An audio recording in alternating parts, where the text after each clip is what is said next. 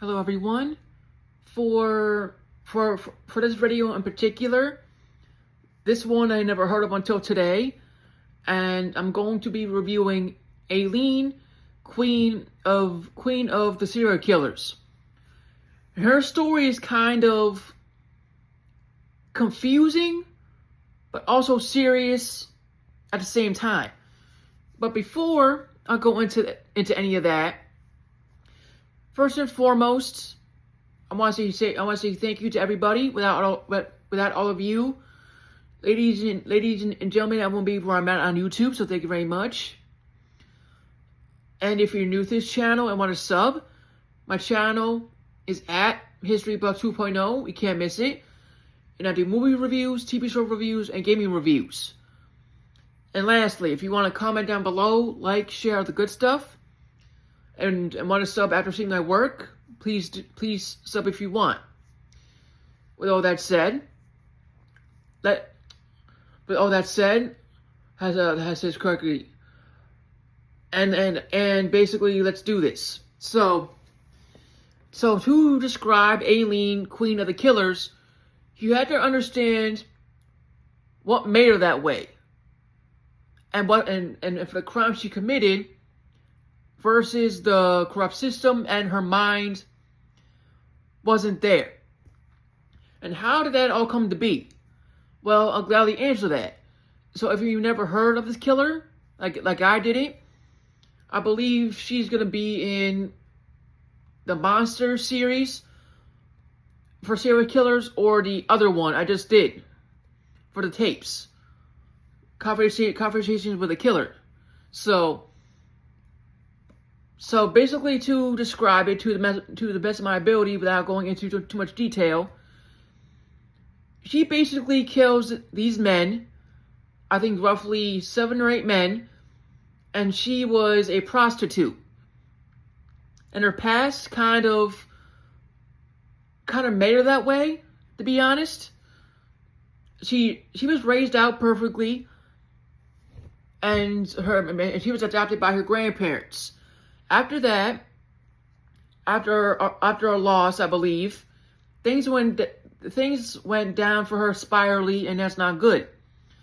So I believe when she was like 14, she was on the road for all that time, and she experienced all these horrible things that prostitutes dealt with during that time period. So just to describe it, best of my ability. But this is even before doing that job for her to survive her siblings, taking care of them and all that. She had to deal with men that weren't stable, that were assholes, and that were just scumbags all together in one shot. She had weapons in her face, semi-tortured here and there. It was just ridiculous. And I understand why she did what she did. And I don't blame her for that. I don't. But we live in a society where if a man defends himself or a woman defends himself against the opposite gender, that's nuts. Basically, the truth isn't heard, and he or she goes to jail. And that's what happened to Aileen here. Since this was a rare case in Florida, 7 men killed in Florida. Some of them weren't mentally well for nothing, and not all the facts were displayed during that case. And one of them, after that, pretty much just put her on the death penalty for simply defending herself and what she went through with one guy, and it was sick. And she was one of the 3 women that went on death row. The first 2, I don't know. But in history, she's the 3rd one that went on death row, past these crimes.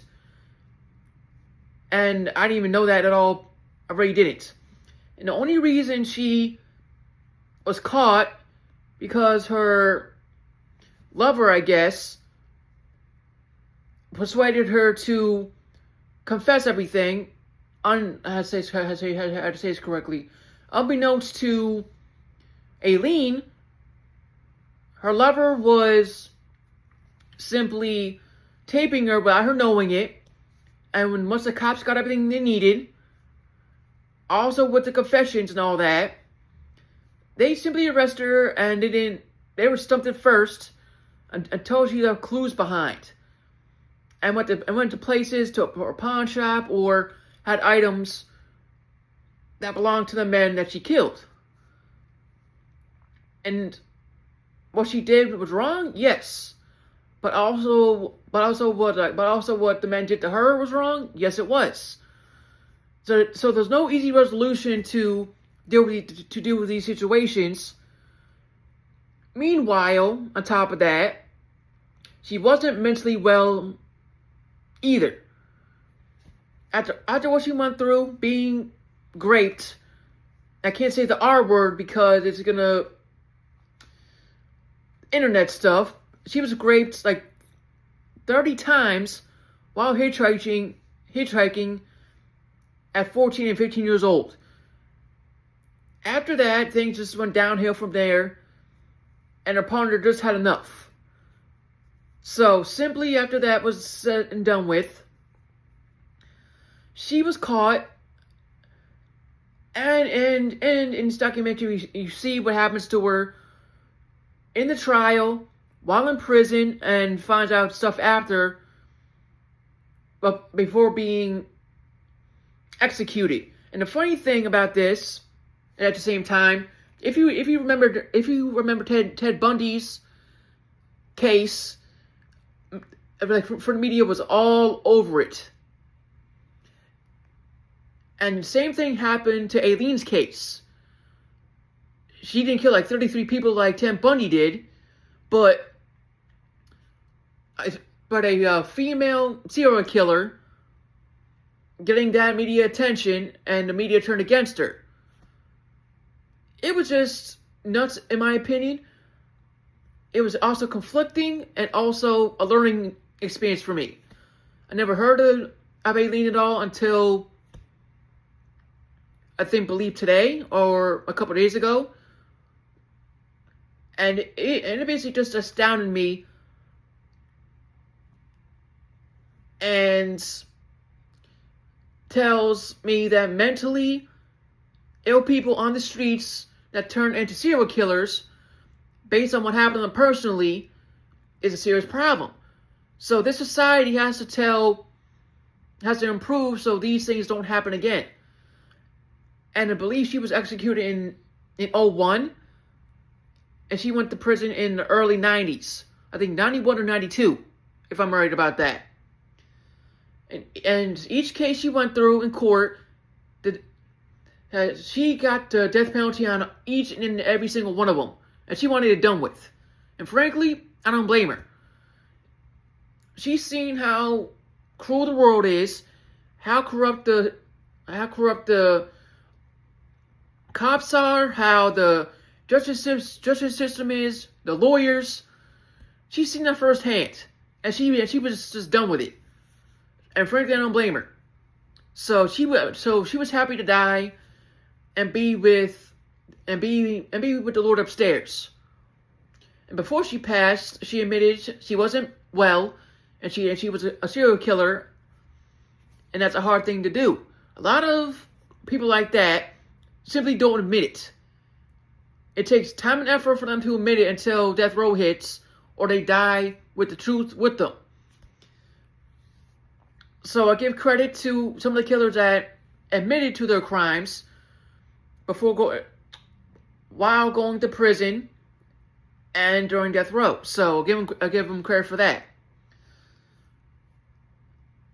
And if you're interested in this crime streak that I'm going with and want to recommend something that I've never seen before, you can recommend something down below in the comment section and go from there.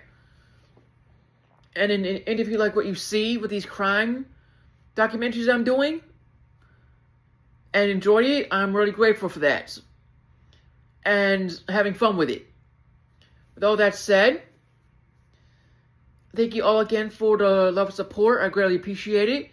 If you're new to this channel and want to sub, my channel is at History Buff 2.0. You can't miss it. May God bless you all. Stay safe, and I will see you on the next one.